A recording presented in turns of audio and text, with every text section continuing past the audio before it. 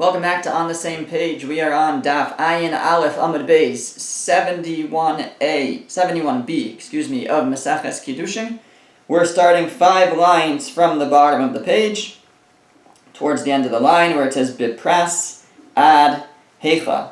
And we are trying to establish the boundaries of Bavel, of Babylonia, as it pertains to Yuchsin, to lineage, because we've learned that the running assumption was that people within the borders of Babylonia were of good lineage, and the question is, how far do those borders go? Meaning, it's not necessarily the specific borders of Babylonia.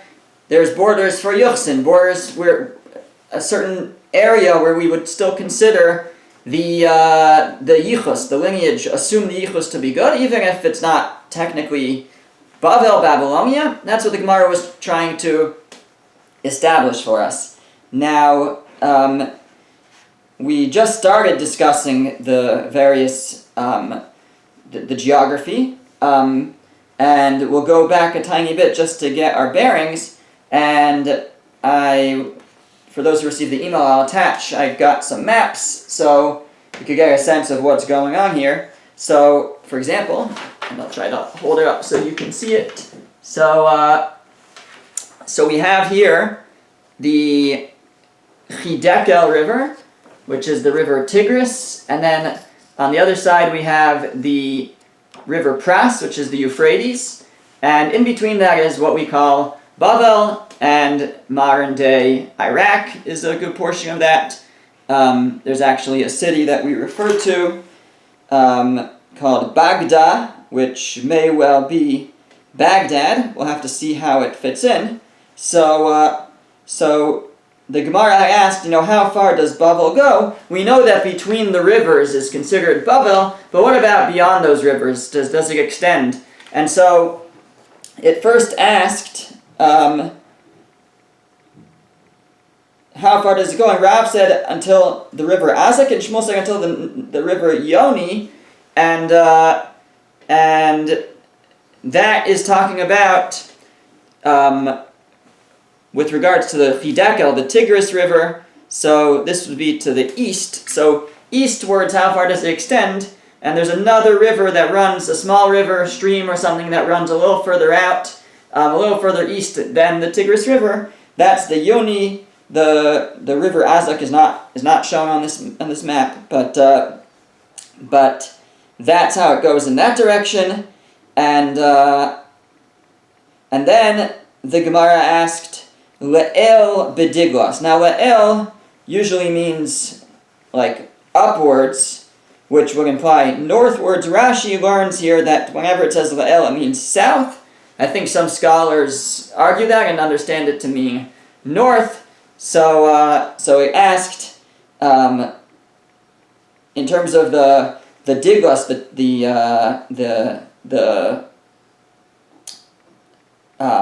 Chidekel is the same as diglas, the Tigris. So how far does it go? And so it said, Rav said until Baghdad, and Uvna and Shmuel said until Mushkini, but Mushkini is not included.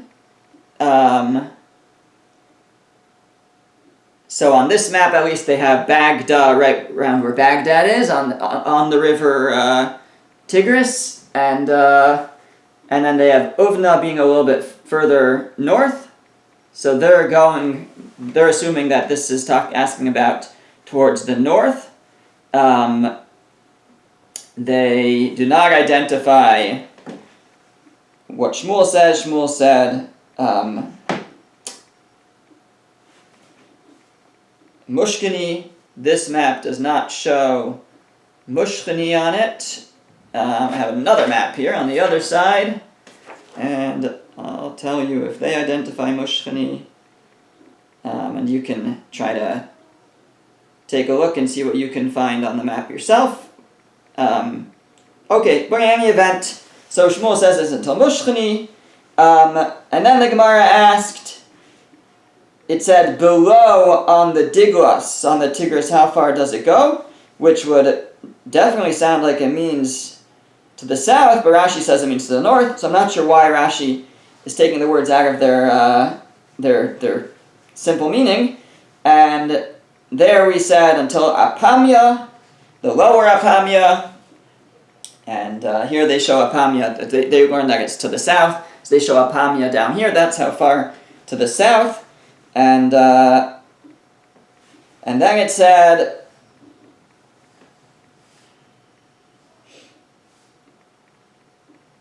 fine, and that's really where we come to now, and now the Gemara asks, Le'el bipras ad hecha. What about upwards on the Euphrates? So again, Rashi learned that means that, I guess you could read it, what is the Euphrates upwards of, meaning where to the south, how far down on the Euphrates to the south does it extend?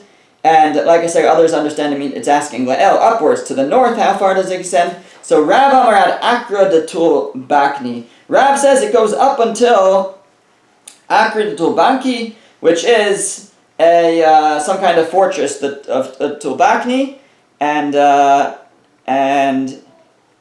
on this map they show that all the way up here. It's hard to compare the two different maps, but they have that up here in the north because they're understanding that it's to the north. I actually have a Google map here, which I'll also send out with a modern day Iraq and places around it. You can see, if you look closely, the two rivers of the Euphrates and the Tigris surrounding it. But I don't see anywhere that too many similar sounding names to what we're using right now. But in any event, so that's where Rav says. So Rav says it goes up until, we'll just go, even though Rashi learns it to the south, we'll go with what we have on the map. It goes up until Tulbakni, Ushmuel. Actually, I changed my mind. We're going to go with Rashi. Rashi's learning it's to the south, so we'll go with Rashi. How far down to the south does it go? The reason is for a line that's coming up in the Gemara actually fits a little better with Rashi, so that's why I'm going to go with that. So he says it goes to the south until Tulbakni. Shmuel Amar ad Gishra de Beipras. Shmuel says it goes until the bridge to cross the Pras, the Euphrates rivers. There was some kind of bridge. That's how far south it goes. Rabbi Yochanan Amar ad Ma'averes de Gizma. And Rabbi Yochanan says it goes until the crossing, the Gizma crossing, which is the furthest north, meaning it's the least extending it. If we understand the question is how far south, so Rav is saying it goes south until this certain fortress. Shmuel is saying it goes even further south until this bridge. And Rabbi Yochanan actually gave the most north, and he shortened the space of Babel the most. He limited it the most because he said it's the crossing of Gizma. Now, Layit Abai, the Gemara says that Abai would curse V'itemer of Yosef Adarav, that those who went with the opinion of Rav, because Rav extended, Rabbi Yochanan limited the area where we assume people to be of good lineage. Rav extended it, and Abai said that's not good. Rabbi Yosef said it's not good to extend it and to assume so many people to be of good lineage. So he cursed them. Now the Gemara asks, Adarav light, Adashmuel lo light. He only cursed those who went with Rav. What about Shmuel? Shmuel extending even further. So Elo light Adarav v'kosh king Adashmuel. The Gemara says no. He cursed those who said Rav, and for sure those who said Shmuel, because they extended the area even further. V'bayisema. And if you want, you could say we olam Adarav light Adashmuel lo light. No, it could be he only cursed those who went with Rav, who said like Rav, not those who said like Shmuel. The Gishra de Beipras litatai habakai, and that's because the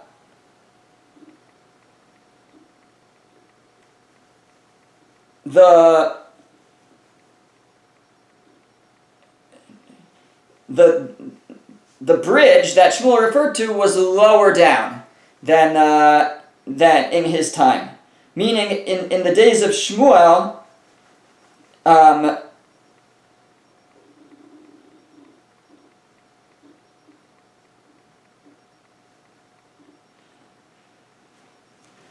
again, it depends on how you understand lower and upper. So actually, maybe Rashi doesn't even necessarily fit. I thought Rashi would fit better on this line. But what it means, according to this, the point is whether you understand it to be north or south. The point is that Shmuel, when he gave the location and he referred to this certain bridge to cross the Euphrates, it wasn't as far out as Rav. He wasn't giving a further distance than Rav. But that bridge got moved. That's what the Gemara continues. It says, V'ha'idnahu dili yuha parsai. Now the Persians have moved it. So now it's in a different location. Now it's further than the location identified by Rav in the times of later in the times of the Amoraim that came later, when the Gemara is being prepared. So now it's in a different place, or I guess in times of Abaye. Abaye only cursed Rav. Rav and Shmuel were an earlier generation. So the Gemara is now suggesting that Shmuel actually didn't go as far as Rav to extend the borders. And that's why Abaye only cursed those who said like Rav, those who extended it really far. But that bridge that Shmuel referred to was originally a closer in, limiting the space. Again, whichever direction you understand this to mean on the Euphrates, whether it's north or south, but he limited it. And it's just that nowadays that bridge got moved. They picked up the bridge and they rebuilt it, again, further north or further south, so it's no longer really a good identifying point.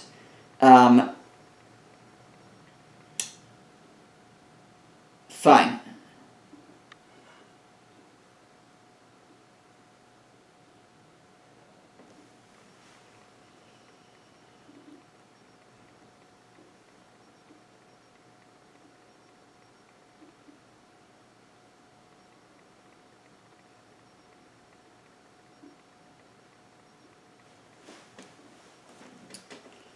The Gemara continues top of the next page. It says, Amar le Abaye le Rav Yosef. Abaye said to Rav Yosef, Lehagis le prasad hecha.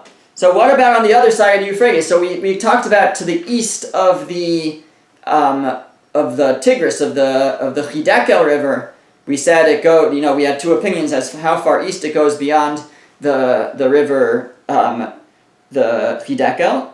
But what about to the west? How far beyond the Euphrates, the river Pras? So Amar le, my daitech. He said, why are you asking?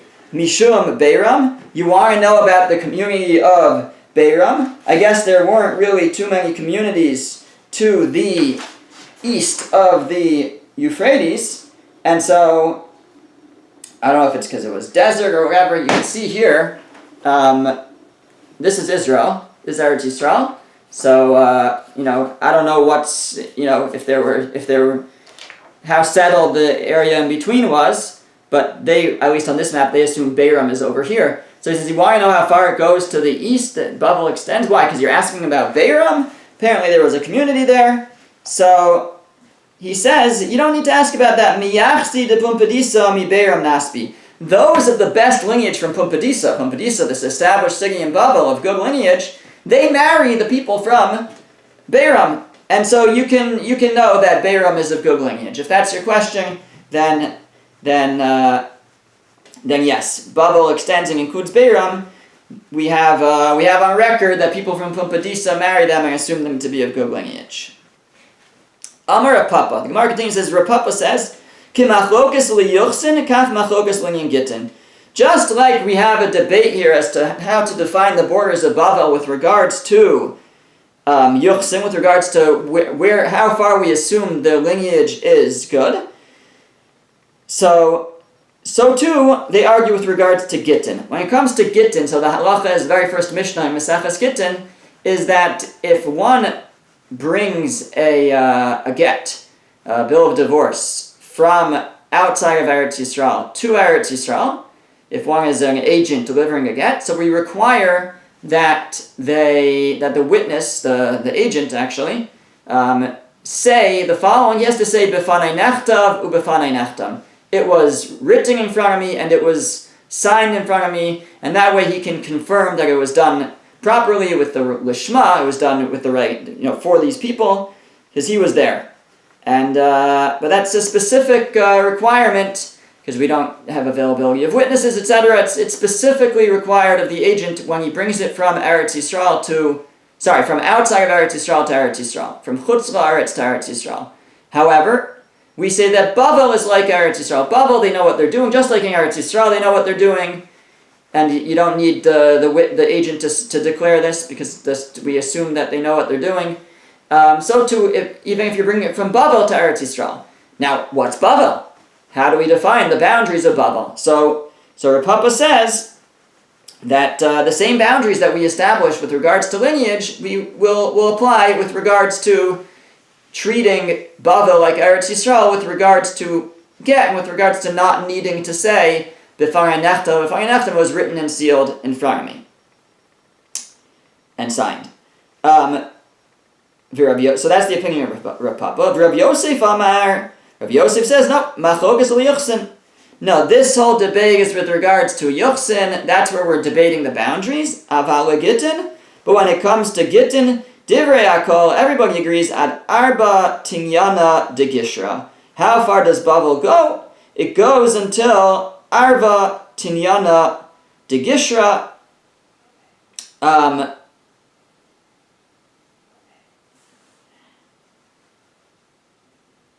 This means some kind of marsh, an agam, is like a swamp or a marsh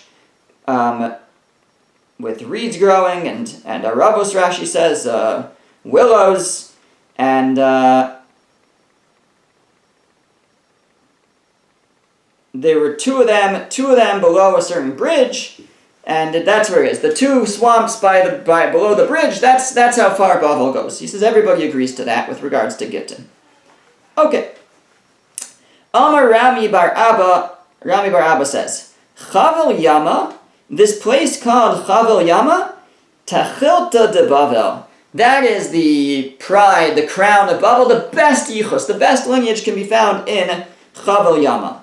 Now, Shunya V'Govia, Tachilta de Chavel Yama. Now, within Chavel Yama, there were two places, two neighborhoods, called Shunya and Govia. Those were the crown, the pride of Chavel Yama. These are the top-notch when it comes to lineage. Ravina said, Af Tzitura.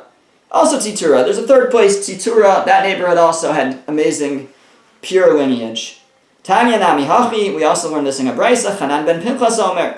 Chanan ben Pinchas says, Chavel Yama Tachilta de Bavel. Chavel Yama is the crown of Bavel. Shunya Beguvia B'Tzitura Tachilta de Chavel Yama. And those three places are the crown of Chavel Yama. Amar Rav Papa, but Rav Papa says, V'ha'idna, but nowadays, I'arvo B'hu Kutai. The Kusim have mixed in. The Kusim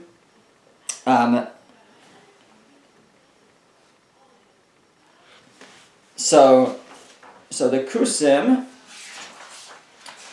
just going back for a second. So Kusim are these, I think we sometimes assume they're the Samaritans. They were, not regular, full-fledged members of the Jewish tribe. So they were problem makers. And so they have a bad lineage, and he says now they're mixed in, so you can't assume that these places have a tremendous lineage. But then the Gemara says, Velohi, it's not so. Don't listen to Rav Papa. It's hu deba minayu v'lo yahavule. What happened was that a Kusi requested to marry a girl from one of these places, and they wouldn't agree. So the rumors went out that it was a bad lineage, that they started to mix in, but they were rejected. They were not allowed to mix in. That's the pshat that Rashi goes with. Rashi actually quotes another pshat that says, "Don't listen to Rav Papa. Rav Papa tried to marry a girl from there, and they wouldn't let him. They rejected him, and that's why he's saying bad things about that place." Rashi says, "I can't accept such a pshat. Someone like the great Rav Papa would do that." No, rather the pshat is Rashi says that what the Gemara is saying is that Rav Papa was mistaken. He thought there was bad lineage because there were rumors about that, because the Kusim tried to marry into them, but they were actually rejected, and the lineage of these places remains pure and intact. Mai Chavel Yama. So what is this place Chavel Yama? Amar Papa zu Pras de Borsi. This is Pras de Borsi. Again, the Pras is the river Pras, the Euphrates River, and de Borsi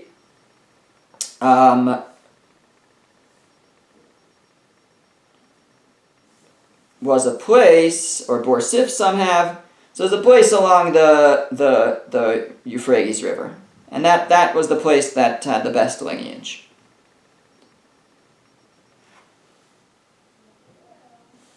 Okay. Says the Gemara, Hu Gavra, there was a guy, Da Amar Lahu, who said, Ana min Shot Mishot. I come from a place called Shot Mishot. They took a gander at where Shot Mishot is on this map. I believe I saw it. 1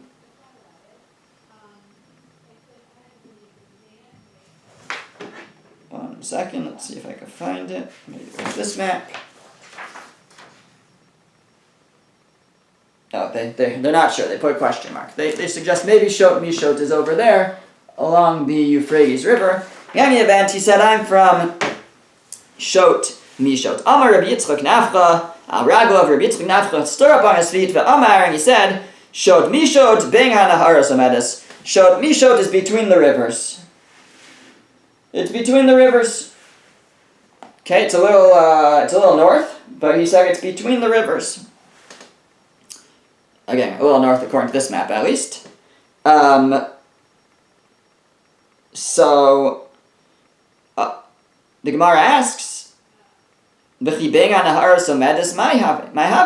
It's between the rivers. What was he trying to say? It's between the rivers. So Amar Abaye, Amar Rabbi Chama bar Ukva. Abaye says the name of Rabbi Chama bar Ukva. Amar Rabbi Yossi bar Rabbi Chanina, the name of Rabbi Yossi bar Rabbi Chanina. Be'en Naharos hariyu kegolo liyochsin. What he meant was it's between the rivers, and if you're between the rivers, you're like Gola when it comes to Yochsin. What's Gola? Gola is another name for Pumbedisa. That we assume that if you're between the rivers, we consider the lineage good, just like that of Pumbedisa. Vehecha Kaima. Now, where is this place? Says the Gemara, Amar Rabbi Yochanan, me Ihi Dekira Le'el. It's by Ihi Dekira and Le'el. And Rashi says that Ihi Dekira was a place along the Euphrates that was higher than any of the places we mentioned before, and it's up there somewhere. Ve'amar Rabbi Yochanan ma'avarta de Gizma. Rabbi Yochanan already said that to the north you only have until the crossing of Gizma. So this now he's saying it's something even further up. Or it's Rabbi Yochanan. Rabbi Yochanan saying it's past Idakira, this very high north place, and he put the limit on the borders of Babel for Yuchsin, for lineage, at the crossing of Gizma. This is even further north. So Amar Abaye Ritzua Nafka. Abaye says there's a Ritzua, a strand that comes out. In other words, yes, when Rabbi Yochanan said the highest point along the Euphrates is Ma'avarta de Gizma, this crossing at Gizma, he meant it.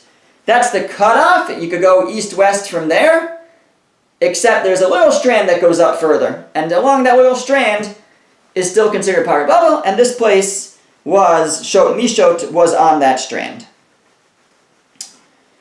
Amar Rav Ika bar Avin, Amar Rav Chananel, Amar Rav.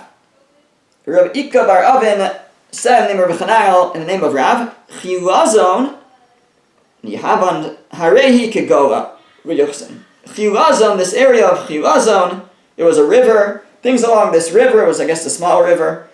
It's like Gola Ryuchsin. It's like Pumbedisa has good yichus, good lineage.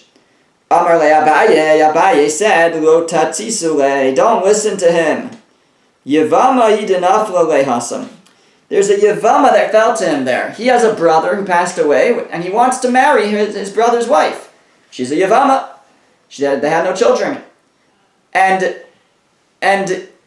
really that place is of questionable lineage. He's just saying that it's good lineage because he wants to marry her. So, that's quite an accusation. So Amar Le, so Rav Ika bar Avin said, Atu didihi? Is this coming from me? I didn't say it. I'm just quoting my Rebbe. Di Rav Chananel it comes from my Rebbe, Rav Chananel. Azal Shailul Rav Chananel. So he went, Abaye, I guess, went and asked Rav Chananel about it. Amar Lahu, and he said, Hachi Amar Rav, this is what Rav said, Chilazon Nihavan, again, question if you mentioned that word or not. Harehi Kegolo Liyachsin. In this place, it's like Golevs, it's like when Badisa has Go Yichus, and Abaye, and Rav Ika Bar Avin was not just saying that. Now, it's quite an accusation. What was prompting Abaye to question it? I guess the following. Upligad Rav Abba Bar Kahana. This opinion is, Rav is at odds, is arguing against Rav Abba Bar Kahana. The Amar Rav Abba Bar Kahana, and that, again, is maybe why Abaye didn't want to accept it, because Rav Abba Bar Kahana said, Ma'idich what does the pasuk mean when it says, this is a pasuk in Melachim, it's talking about when Sancherev, the king of Ashur, the king of Assyria, took over the tribe, the area of Israel where the 10 tribes were, and he exiled the 10 tribes. So it says in that pasuk he exiled them, and Vayanchem, and he placed them Bachalach uvechavor Nahar Gozan ve'arei Madai. He put them in these 4 places: Chlach, Chavor, the river Gozan, and the cities of Madai. So what are these places? So the Gemara says, Ba'av Rakana says, Chalach zu chilazon. Chalach is chilazon, this place that we just mentioned. Chavor zu hadaiv. And Chavor is hadaiv. Nahar Gozan zu ginzak. Nahar Gozan is ginzak. Arimadai, the cities of Media, zu chamdan v'chaversa. That's chamdan and it's those around it. V'amrila, and some say zen nahavan. And some say it's nahavan v'chaversa and it's cities near it. My Chaversa, and what are those other cities? Amar Shmuel, Krach Mushchi, Chuski, Verumki. It's these 3 places, Mushchi, Chuski, Verumki. Rabbi Yochanan, and Rabbi Yochanan said, V'kulam Lipsul. All of those where the 10 tribes were exiled to, they're assumed to be puzzle. They're assumed to be of bad lineage. Why? Because they intermarried there. Rashi says, wherever the 10 tribes were exiled, they assimilated and married non-Jews. And so they're psulim. Even though Rashi says if a Jewish woman would marry a non-Jewish man, the child would still be kosher, but it's still something. So they're puzzle, maybe not disqualifying lineage, but they're still puzzle. Now, and definitely not of lineage like that of Pumbedisa. So that which Rav said that Chilazon has lineage like Pumbedisa, the best lineage, very good lineage. This is arguing Rabbi Abba Bar Kahana, who says that one of the cities where the 10 tribes were exiled to was Chilazon, because Chachlach is Chilazon, and it's a bad lineage. Now, Kasagadaita Moshchi Hainu Mushkini. One of the cities identified by Shmuel was Mushki. So Mushki sounds like Mushkini. And we're saying Mushki is no good, but if it's the same as Mushkini, Vaha Amar Reb Chia Bar Avin Amar Shmuel, but we already have Reb Chia Bar Avin saying the name of Shmuel that Mushkini Harei Kegolo Liyachsin, that Mushkini is good. Mushkini is like Gola, is like Pumbedisa when it comes to Yichus, when it comes to lineage. So it's a contradiction. Shmuel, he's saying Mushki is going, he's saying Mushkini is not going, and isn't it the same place? Mar says no, Ela Mushki Luchod and Mushkini Luchod. No, it's 2 different places. You have one place called Mushki and one called Mushkini. Mushki is no good, Mushkini is good.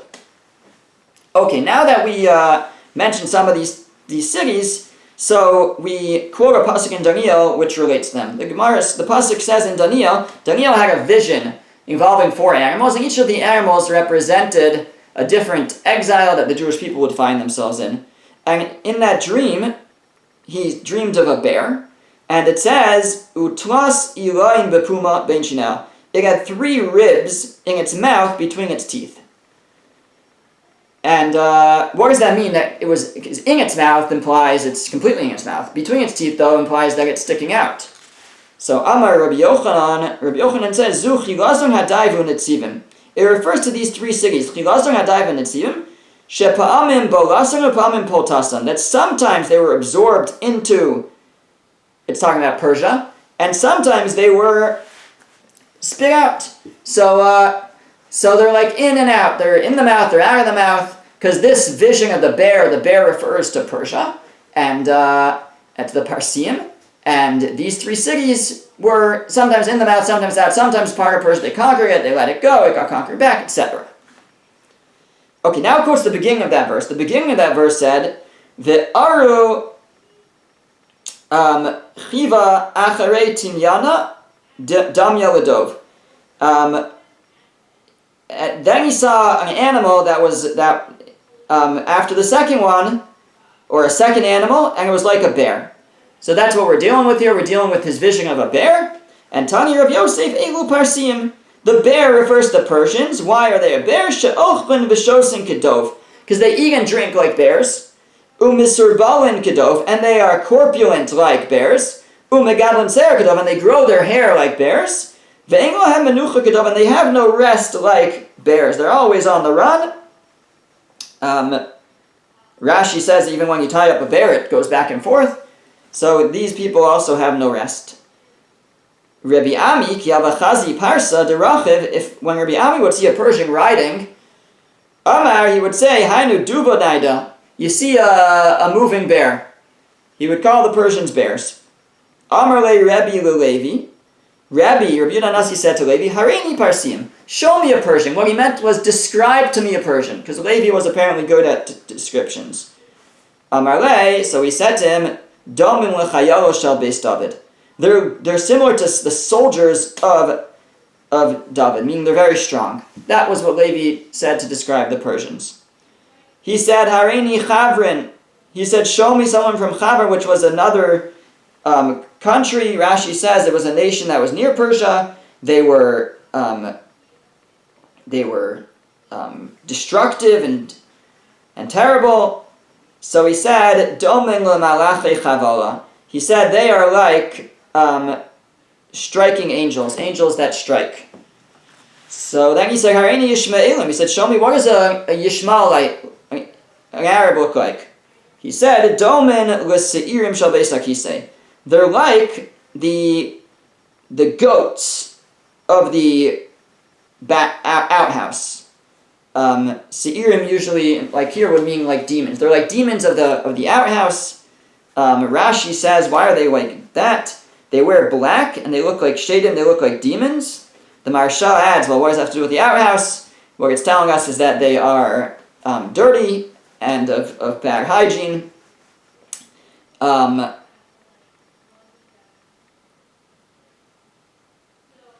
Hareini Talmidei Chachamim shebeBavel. Then he says, tell me what the Torah scholars of Bavel look like. Domim lemalachei asharis. They are like the malachei asharis, the angels, the service angels. And those are the descriptions of Levi of each of these different types of people. Rashi says, why are the Talmidei Chachamim, the Torah scholars, like angels? Levushim levanim v'atufim k'malachei asharis. They wear white and they're wrapped like malachim. Quotes a pasuk that describes somebody having a vision of an angel looking like that. Not that angels are physical, but at times they have taken on physical form, and in a vision they would take on some kind of physical form and appear that way, white, wrapped in a talus, maybe like we are on Yom Kippur. Okay, we'll hold there. Pick up next time.